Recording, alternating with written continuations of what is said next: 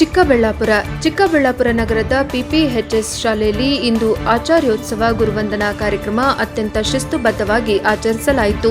90ರ ದಶಕದಲ್ಲಿ ಶಾಲೆಯಲ್ಲಿ ವ್ಯಾಸಂಗ ಮಾಡಿದ ವಿದ್ಯಾರ್ಥಿಗಳು ಭಾಗವಹಿಸಿ ತಮ್ಮ ಶಿಕ್ಷಕರ ಪಾದ ಮುಟ್ಟಿ ಆಶೀರ್ವಾದ ಪಡೆದರು. ಈ ಕಾರ್ಯಕ್ರಮದ ವೇದಿಕೆ ತಾವು ವ್ಯಾಸಂಗ ಮಾಡಿದ ದಿನಗಳ ಹಳೆಯ ನೆನಪುಗಳನ್ನು ಬೆಳಕು ತಂದಿದೆ ಎಂದು ಶಾಲೆಯ ಹಳೆಯ ವಿದ್ಯಾರ್ಥಿ ತಿಳಿಸಿದರು. ಈ ವೇಳೆ ಮಾತನಾಡಿದ ಕೆವಿ ಮತ್ತು ಪಂಚಗಿರಿ ಶಿಕ್ಷಣ ದತ್ತಿಗಳ ಅಧ್ಯಕ್ಷ ಹಾಗೂ ಬಿಎಂಟಿಸಿ ಮಾಜಿ ಉಪಾಧ್ಯಕ್ಷ ಕೆವಿ ನವೀನ್ ಕಿರಣ್, ವಿದ್ಯಾರ್ಥಿಗಳ ಜೀವನವನ್ನು ರೂಪಿಸಿದ ಗುರುಗಳ ಋಣವನ್ನು ಯಾವುದೇ ರೀತಿಯಲ್ಲೂ ತೀರಿಸಲಾಗದು.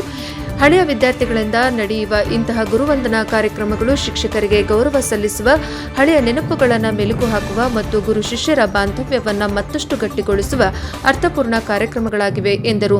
80ರ ದಶಕದಲ್ಲಿ ಇದೇ ಶಾಲೆಯಲ್ಲಿ ವ್ಯಾಸಂಗ ಮಾಡಿದ ಎಪಿಎಂಸಿ ಮಾರುಕಟ್ಟೆಯ ಹಿರಿಯ ವರ್ತಕ ಕಣಜೇನಹಳ್ಳಿ ಕೆವಿ ಸುರೇಶ್ ಅವರು ಮಾತನಾಡಿ, 40 ವರ್ಷಗಳ ಹಿಂದೆ ಈ ಶಾಲೆಯಲ್ಲಿ ಕಳೆದ ದಿನಗಳು ಇಂದಿಗೂ ಮನಸ್ಸಿನಲ್ಲಿ ಹಸಿರಾಗಿಯೇ ಉಳಿದಿವೆ. ಆ ಕಾಲದಲ್ಲಿ ಗುರು ಹಿರಿಯರು ಕೇವಲ ಪಾಠಗಳನ್ನು ಮಾತ್ರ ಕಲಿಸದೆ ಜೀವನ ಮೌಲ್ಯಗಳು, ಶಿಸ್ತು ಹಾಗೂ ಮಾನವೀಯತೆಯನ್ನು ಬೆಳೆಸುವಂತಹ ಶಿಕ್ಷಣ ನೀಡುತ್ತಿದ್ದರು. ಅವರು ತೋರಿಸಿದ ದಾರಿಯೇ ನಮ್ಮ ಜೀವನದ ದಾರಿದೀಪವಾಗಿದೆ. ಶಾಲೆಯಲ್ಲಿ ಪಡೆದ ಮಾರ್ಗದರ್ಶನವೇ ಇಂದು ನಾವು ಸಮಾಜದಲ್ಲಿ ಒಂದು ಸ್ಥಾನವನ್ನು ಗಳಿಸಲು ಕಾರಣವಾಗಿದೆ ಎಂದು ಕೃತಜ್ಞತೆಯನ್ನ ಹೇಳಿದರು.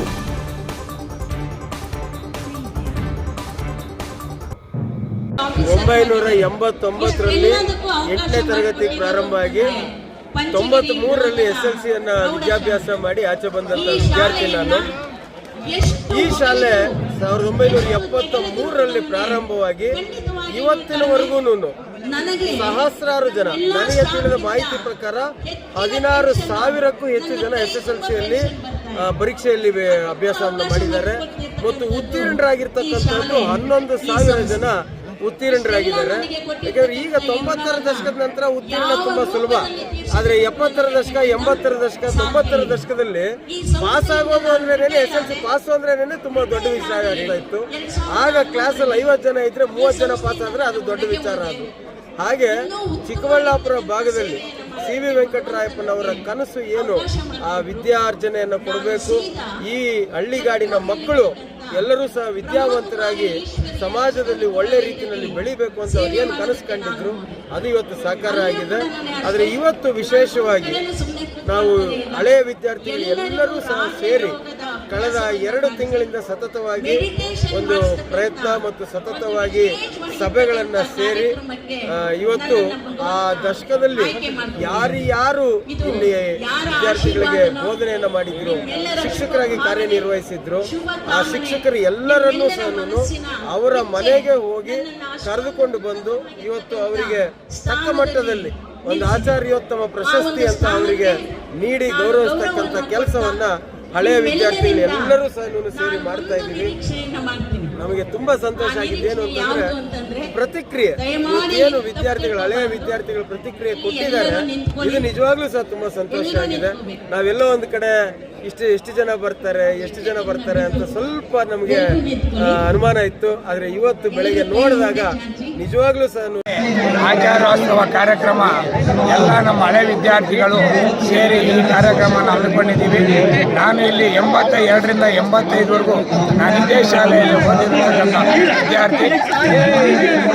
ನನ್ನ ಹೆಸರು ಸುರೇಶ್ ಅಂತ. ನಾನಿಲ್ಲಿ ಓದಬೇಕಾಗಿದ್ದು ಶಾಲೆಗೆ ಸೇರಬೇಕಾಗಿದ್ರೆ ನನಗೆ ಯಾವುದೇ ರೀತಿ ಭಗವಂತ ಯಾವುದೇ ರೀತಿ ಅನುಕೂಲ ಕೊಟ್ಟಿರಲಿಲ್ಲ. ಆದರೂ ನಮ್ಮ ತಂದೆಯವರು ಕಷ್ಟಪಟ್ಟು ಇಂಥ ಒಂದು ಒಳ್ಳೆ ಶಾಲೆಗೆ ಸೇರಿಸಿದ್ರು. ಈ ಒಳ್ಳೆ ಶಾಲೆಗೆ ಸೇರಿಸೋದ್ರಿಂದ ಇವತ್ತು ನಾವು ಚೆನ್ನಾಗಿದ್ದೀವಿ. ಅದರಿಂದ ಈ ಕಾರ್ಯಕ್ರಮಕ್ಕೆ ನಮ್ಮ ಕೆವಿ ನವೀನ್ ಕಿರಣ್ ಅವ್ರನ್ನ ನಾವು ಒಂದು ಆಚಾರ್ಯೋತ್ಸವ ಕಾರ್ಯಕ್ರಮ ಮಾಡಬೇಕು, ನಮ್ಮ ಶಾಲೆಗೆ ನಮ್ಮ ಉಪಾಧ್ಯಾಯರನ್ನೆಲ್ಲ, ನಿವೃತ್ತ ಉಪಾಧ್ಯಾಯರನ್ನೆಲ್ಲ ಸೇರಿಸಿ ಒಂದು ಕಾರ್ಯಕ್ರಮ ಮಾಡಬೇಕು ಅಂತೇಳಿ ನಾವು ನವೀನ್ ಕಿರಣ್ ಅವ್ರನ್ನ ಕೇಳ್ಕೊಂಡಿದ್ದೀವಿ. ಅವರೆಲ್ಲ ಒಪ್ಕೊಂಡು ಇದೇ ರೀತಿ ಮಾಡಬೇಕು, ಇದೇ ರೀತಿ ಇರಬೇಕು ಅಂತೇಳಿ ನಾವು ಈ ಕಾರ್ಯಕ್ರಮನ ಮಾಡಿದ್ದೀವಿ. ಈ ಆಚಾರ್ಯೋತ್ಸವ ಕಾರ್ಯಕ್ರಮಕ್ಕೆ ನಾವು ಬಂದಿದ್ದಕ್ಕೆ ಈ ಹಳೆ ವಿದ್ಯಾರ್ಥಿಗಳು ಒಬ್ಬೊಬ್ಬರೊಮ್ಮೆ ಕೆಲಸ ಮಾಡಿಕೊಂಡು ಒಬ್ಬೊಬ್ಬರು ಒಂದು ಉದ್ಯೋಗದಲ್ಲಿರ್ತಕ್ಕಂಥ ವಿದ್ಯಾರ್ಥಿಗಳು ಸಿಕ್ಕಿದಾಗ ಸವಿನೆನಪುಗಳು ಹಳೆ ಕಾಲದಲ್ಲಿ ನಾವಿಲ್ಲಿ ಓದ್ತಾ ಇದ್ದಾಗ ಕಬಡ್ಡಿ ಆಡ್ಬೋದು, ಖೋ ಖೋ ಆಡ್ಬೋದು, ಎಲ್ಲ ರೀತಿ ಆಟ ಆಡಿಕೊಂಡು ಮನರಂಜನೆ ಮಾಡಿರ್ತಕ್ಕಂಥ ಎಲ್ಲ ನೆನಪುಗಳು ಬಂದಿರತಕ್ಕಂಥ ಎಲ್ಲ ರೀತಿಯಾದ ಸಂತೋಷ ಆಯಿತು. ಪಾತ್ರ ಅಂತ ಹೇಳಿದ್ರೆ ವಿದ್ಯಾರ್ಥಿ ಜೀವನದಲ್ಲಿ ಎಷ್ಟು ಮಟ್ಟಿಗೆ ಇರುತ್ತೆ ಅಂದರೆ ಈ ವಿದ್ಯಾಭ್ಯಾಸ ಇದ್ದಿದ್ದವನು ಯಾವುದೇ ರೀತಿಯಾದ ಏನೂ ಆಗೋಕ್ಕಾಗಲ್ಲ. ಸಂಸ್ಕೃತಿ ಬೆಳೆಯಲ್ಲ, ನಾಗರಿಕತೆ ಬೆಳೆಯಲ್ಲ, ದೊಡ್ಡವರು ಚಿಕ್ಕವರು ಅನ್ನೋ ಭೇದ ಭಾವವನ್ನು ಗೊತ್ತಿರಲ್ಲ.